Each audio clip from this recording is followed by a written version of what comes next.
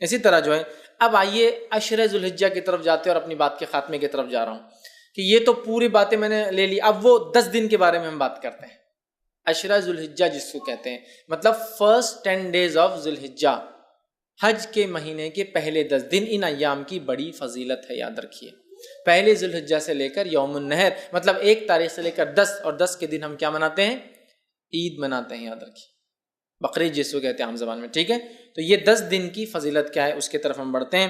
تو ذوالحجہ کے پہلے 10 دن کی فضیلت کے تعلق سے نبی اکرم صلی اللہ علیہ وسلم فرماتے ہیں، صحیح بخاری کی روایت ہے، غور سے سنیے کتنی فضیلت ہے ان دنوں کی، جس کو ہم بہت ایزی، بہت آسان اور بہت معمولی سمجھتے ہیں۔ حدیث کے الفاظ ہے، ذوالحجہ کے ابتدائی 10 دنوں کے مقابلے میں دوسرے کوئی ایام ایسے نہیں جن میں نیک عمل اللہ کو ان دنوں سے زیادہ محبوب ہو۔ مطلب ذوالحجہ کی پہلی 10 تاریخ میں جو اعمال انسان کرتا ہے اللہ کو اتنے پسند ہے کہ اتنا پسند اللہ کو باقی دوسرے دنوں میں کیے گئے اعمال محبوب نہیں ہیں۔ صحابہ کرام نے عرض کیا، اللہ کے رسول صلی اللہ علیہ وسلم کیا جہاد بھی نہیں؟ تو فرمایا اللہ کی راہ میں جہاد بھی افضل نہیں ہے۔ مطلب اتنا افضل ہے اس مہینے میں اعمال کرنا کہ ایک آدمی عام دنوں میں اگر جہاد بھی کرے تو ان دنوں میں کیے گئے اعمال کی برابری نہیں کر سکتا۔ تو آپ نے ہاں جہاد بھی نہیں سوائے اس مجاہد کے جو اللہ کی راہ میں نکلے، جان بھی لے جائے، مال بھی لے جائے، جان بھی چلی جائے، مال بھی چلے جائے، وہ زیادہ افضل ہے، باقی کوئی عمل افضل نہیں ہے۔ مطلب ذوالحجہ کے پہلے 10 دن میں آپ جو عمل کریں گے وہ عمل جہاد سے بھی زیادہ افضل ہے۔ صرف اس مجاہد کے مقابلے میں ہمارا عمل کم ہوگا ان 10 دنوں کا جو مجاہد جان مال دونوں لے کے جائے اور کھپا دے، مطلب ختم ہو جائے، ورنہ باقی سارے اعمال ان دنوں میں افضل ہے۔ تو گویا پتہ چلا ان دنوں میں کیے گئے اعمال سب سے افضل ہے، یاد رکھیے سب سے افضل ہے۔ تو اب جب پتہ چل گیا سب سے افضل ہے تو ہمیں خوب کوشش کرنا چاہیے۔ اور اس کے تعلق سے حافظ ابن حجر عسقلانی رحمہ اللہ لکھتے ہیں کیوں اللہ نے ان ایام کو سب سے افضل بنایا ہے، اور بڑی اچھی بات لکھتے ہیں، اور ایک حکمت، بڑی اچھی حکمت وہ لکھتے ہیں، اور وہ فرماتے اور کہتے ہیں اللہ تعالیٰ نے عشرہ ذوالحجہ، پہلے ذوالحجہ کے پہلے 10 دنوں کو اس لیے فضیلت اور شان اور شوکت بخشی ہے، اس کا سبب یہ وہ لکھتے ہیں یہ وہ دن ہیں جن میں ساری عبادتیں ایک ساتھ مل جاتی ہے۔ یہ وہ ایام ہے، یہ وہ مہینہ ہے جس میں ساری عبادتیں مل جاتی ہے۔ توحید تو ہے ایک مسلمان چلتا ہے، نماز، روزہ، صدقہ اور حج، سب چیزیں ایک ساتھ آتی ہیں اس مہینے کے اندر۔ اس کی اسپیشلٹی ایسا ہے، اور کوئی مہینہ نہیں ہے سال کا جس میں ساری عبادتیں ایک ساتھ آئیں۔ آپ بولیں گے روزہ کہاں سے آ گیا؟ میں آگے آ رہا ہوں روزے کی طرف۔ اس دن نفل روزہ رکھ سکتے ہیں آپ ان 10 دنوں کے اندر، آگے میں رکھوں گا انشاءاللہ۔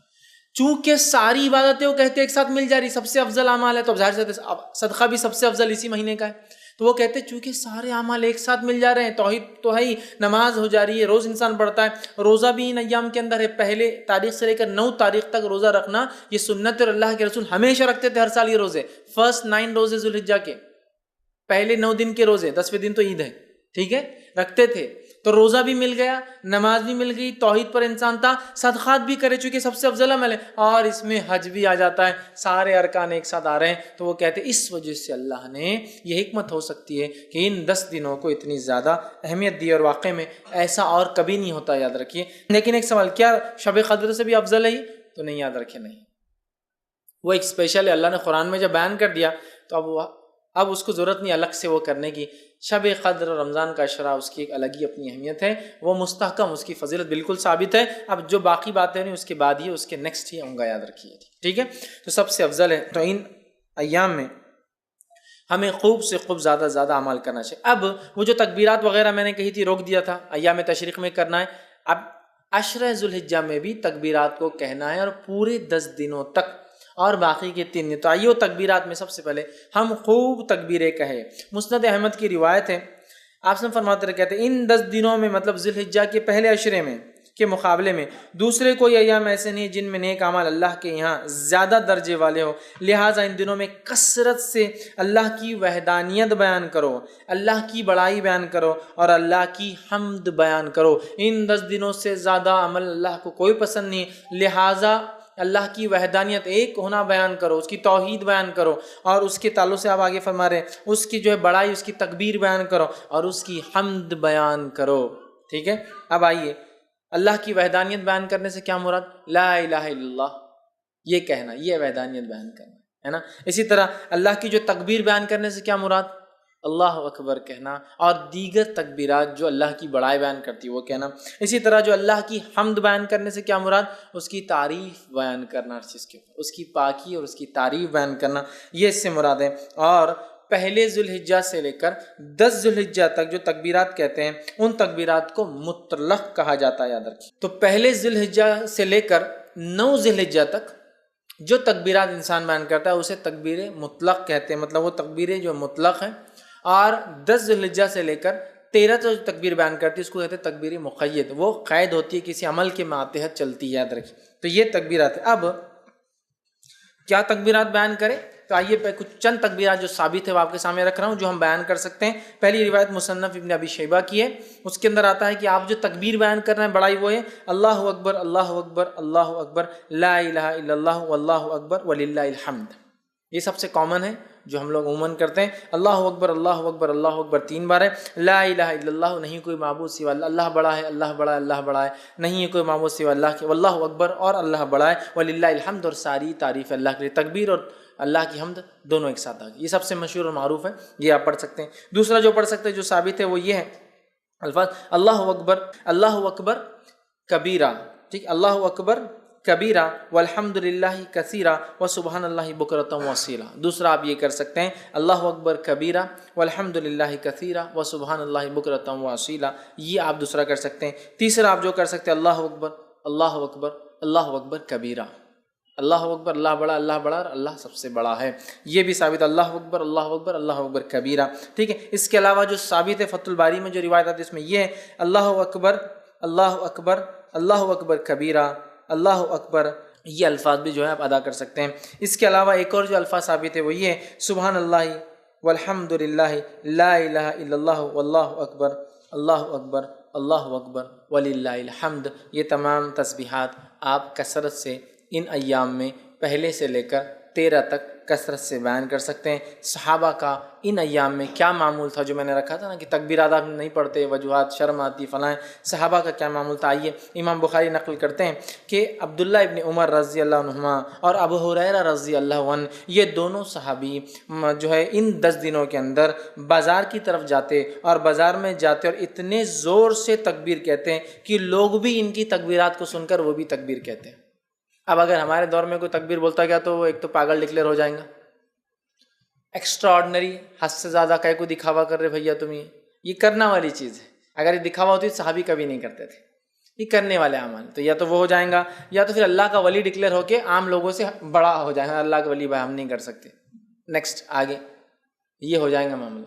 صحابہ نکلتے تھے اور اتنی زور سے بولتے تھے کہ سننے والے غفلت میں ہیں، بازار میں لوگ مارکیٹ میں بھول گئے، ارے یاد آ گیا ذوالحجہ چالو ہے اور اس کے اپن نہیں بولو تکبیرات بیان، تو اتنی زور سے بیان کرتے ہیں کہ لوگ ان کی تکبیرات سن کر تکبیر بیان کرتے ہیں۔ عبداللہ بن عمر رضی اللہ عنہ کے تعلق سے آتا کہ مینا میں اپنے خیمے میں، مطلب حج کے لیے جاتے، مینا میں اپنے خیمے میں اتنی زور سے تکبیر بولتے کہ آواز مسجد میں چلی جاتی تو مسجد والے تکبیر بولتے، مسجد والے تکبیر بولتے تو آواز بازار میں چلی جاتی تو بازار والے تکبیر بولتے، اور چنانچہ روایت میں آتا ہے کہ مینا تکبیرات سے گونج اٹھتا تھا، بخاری کی روایت ہے، مطلب وہ یہاں بولتے تو مسجد والے سن لیتے، مسجد والے بولتے تو بازار والے سن لیتے، بازار والے بولتے تو اتنی زور سے آواز ہوتی کہ پورا مینا آواز سے گونجتا تھا، لوگوں کی تکبیرات لوگ بیان کرے، جیسے حج میں ہوتا ہے نا، تو یہ حج میں تو کرنا ہی ہے، بازار میں بھی کرتے تھے، مطلب یہ حج کو نہیں کہتے شروعات میں، بازار میں بھی کرتے چلتے پھرتے۔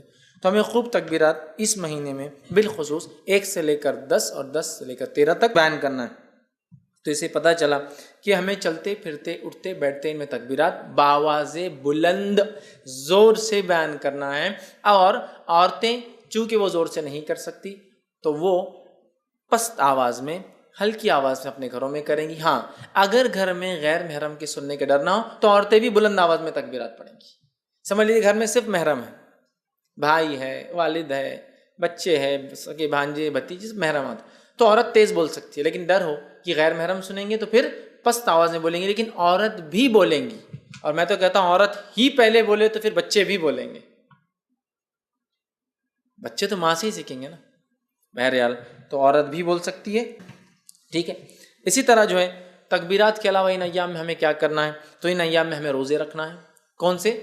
عشرہ ذوالحجہ، پہلے ذوالحجہ کے پہلے عشرے کی بات چل رہی ہے وہ ہماری، تو اس میں کیا کرنا ہے؟ تکبیرات کے علاوہ روزے رکھنا ہے۔ نبی اکرم صلی اللہ علیہ وسلم کے تعلق سے آتا ہے، صحیح مسلم کی روایت ہے، مجھے اللہ تعالیٰ سے امید ہے کہ اس دن کا روزہ 9 ذی الحجہ، ایک سال پچھلے اور ایک سال اگلے گناہ کا کفارہ بنے گا۔ تو 9 ذی الحجہ کو تو رکھنا ہے، یہ غیر حاجی کے لیے، حاجی نہیں رکھیں گا۔ اس کے علاوہ ان مہینے کے اندر جو روزے آپ رکھیں گے اس میں ایک روزہ جو مشہور اور معروف ہے وہ یہ ہے، جس کے تعلق سے روایت اس طرح سے آتی ہے، سنن ابو داؤد کی روایت ہے کہ آپ صلی اللہ علیہ وسلم کی زوجہ مبارک جو ایک زوجہ فرماتی اور کہتی ہے کہ نبی اکرم صلی اللہ علیہ وسلم جو ہے ذی الحجہ مطلب 9 ذی الحجہ کا روزہ، اس کے بعد جو ہے یوم عاشوراء کا روزہ، ہر ماہ کے 3 روزے، اور ایک روایت میں ذی الحجہ کے پہلے 9 روزے، 9 ذی الحجہ عرفے کا روزہ، اور جو ہے 10 محرم کا روزہ، اور ایام 20 مہینے کے 3 روزے کبھی نہیں چھوڑتے۔ اور ایک روایت میں الفاظ ہے آپ صلی اللہ علیہ وسلم پہلے 9 روزے ذی الحجہ کے پہلے مطلب پہلے عشرے کے پہلے 9 دن کے روزے، اور 10 محرم کا روزہ، اور اسی طرح ایام 20 مہینے کے 3 دن 13، 14 اور 15 یہ روزے کبھی نہیں چھوڑتے۔ تو اس روایت میں 9 روزے کے تذکرہ ہے، پہلے 9 روزے، تو پتہ چلا اس مہینے میں روزے بھی رکھنا چاہیے۔ مسند احمد کی روایت ہے، آپ نے فرمایا کہ تعلق سے آتا ہے، فرمایا آپ صلی اللہ علیہ وسلم کبھی 4 کام نہیں چھوڑتے، عاشورے کا روزہ، عشرہ ذی الحجہ کے 9 روزے مطلب پہلے عشرے کے 9 جو ہے دن کے جو ہے فاسٹنگ روزے، اور مہینے کے 3 روزے آپ صلی اللہ علیہ وسلم، اور فجر کی 2 سنتیں، 4 عمل کبھی نہیں چھوڑتے۔ اس میں بھی کیا آ گیا؟ 9 روزے آپ صلی اللہ علیہ وسلم کبھی نہیں چھوڑتے تھے۔ تو عشرہ ذی الحجہ میں روزہ بھی رکھیے، تکبیرات، روزہ 9 روزے رکھ سکتے ہیں، 9 نہ بھی ہو پائے تو کم از کم ایک تو ضرور رکھیے، عرفے کے دن کا روزہ، ٹھیک ہے، یہ بھی جو ہے اس میں عمل کرنا ہے۔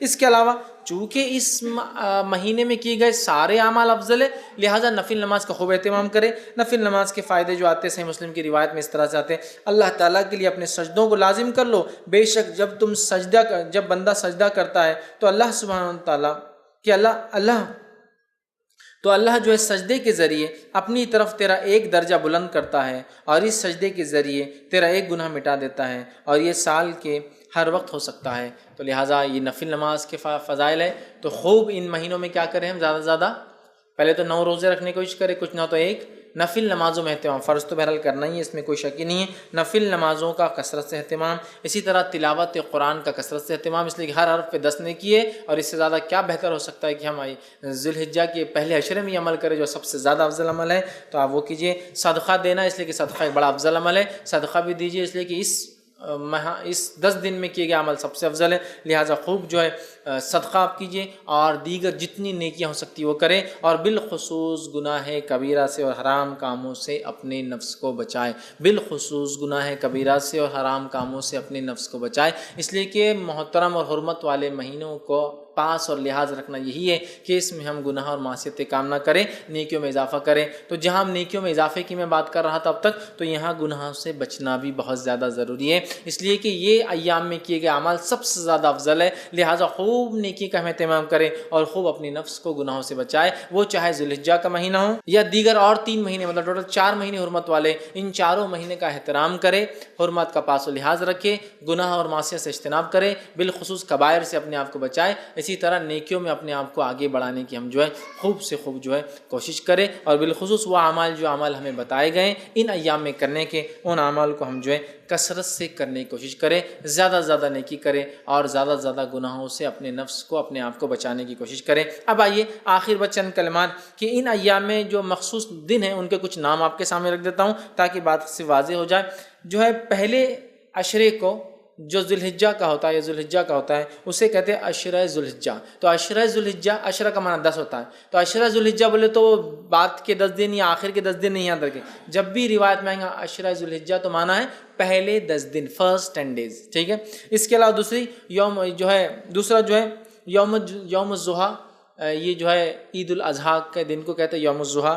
اسی طرح جو ہے ایک اور دن ایام معلومات، جو ہم نے ابھی دیکھا قرآن کی آیت میں جو ہے، جو سورہ حج کی آیت میں 27 میں، وہ ہے 10، 11، 12 اور 13، یہ ایام معلومات ہیں، ان کو ایام معلومات بھی کہا جاتا ہے کہ ایام معلومات مطلب 10 ذی الحجہ، 11 ذی الحجہ، 12 اور 13 ذی الحجہ۔ اسی طرح ایام تشریق 11 ذوالحجہ، 12 ذوالحجہ اور 13 ذوالحجہ کو کہا جاتا ہے. اسی طرح یوم عرفہ 9 ذوالحجہ کو یوم عرفہ کہا جاتا ہے. اسی طرح یوم النہر 10 ذوالحجہ کو، عید کے دن. یوم النہر مطلب قربانی کا دن، خون بہانے کا دن. تو یوم النہر 10 ذوالحجہ کو کہا جاتا ہے، عید کے دن کو کہا جاتا ہے. اسی طرح جو ہے یوم الترویہ کہا جاتا ہے 8 ذوالحجہ کو، جب جو ہے حاجی جو ہے مینا میں جو قیام کرنے آتے ہیں. اور یہ بات جو ہے سنن ابو داؤد میں آتی ہے. تو اس کو یوم الترویہ کہتے ہیں جو 8 ذوالحجہ ہوتے ہیں. تو یہ چند نام ہیں. اسی طرح جو ہے لیلۃ الحسبہ کہتا ہے، ایام تشریق کے بعد جو ایک رات آتی ہے 14 کی، اس کو لیلۃ الحسبہ کہتے ہیں. تو یہ چند نام تھے جو ان دن میں ایام تشریق، یوم النہر، عید الاضحیٰ اور اس طرح سے ہم لوگ سنتے ہیں عام طور سے. تو یہ وہ چند چیزیں تھیں جو میں نے بہتر سمجھی کہ آپ کے سامنے